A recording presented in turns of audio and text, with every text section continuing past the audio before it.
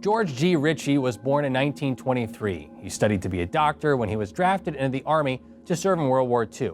Now, while in basic training at Camp Berkeley in Texas, he came down with a severe case of influenza and died for 9 minutes. What follows is a shortened account of what he experienced. I'm Paul on behalf of Graveyard Shift, and this is the story of a man who died and came back to life.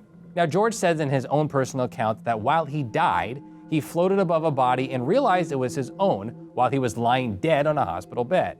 A figure appeared beside him as dazzling, blinding light that he understood to be Jesus Christ.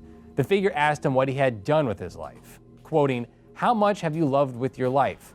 Have you loved others as I am loving you, totally and unconditionally?"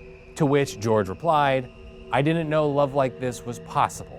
This figure took him on a journey. He saw ghosts on earth eternally and emptily seeking out the desires of vices they had in life, such as spirits that died of alcoholism, haunting bars for drinks. He took him to hell, he says, where malicious dead souls were locked in endless attempts at physical violence, unfulfilled sexual gratification, arguments over religious and political beliefs, and struggles for power.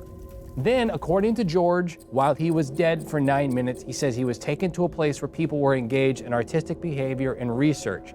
He was shown a library containing all the important books that had ever been written. George asked if this was heaven, to which the figure replied that these were people who had grown beyond selfish desires while they lived. Finally, he was taken to a distant place of light, where love was the dominant force in people's life. He understood this to be heaven, but he was not allowed in. The figure refused him entry.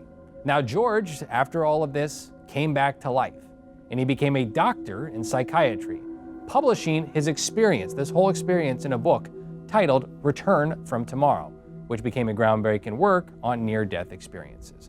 I'm Paul on behalf of Graveyard Shift. This is the story of one man's experience of the afterlife.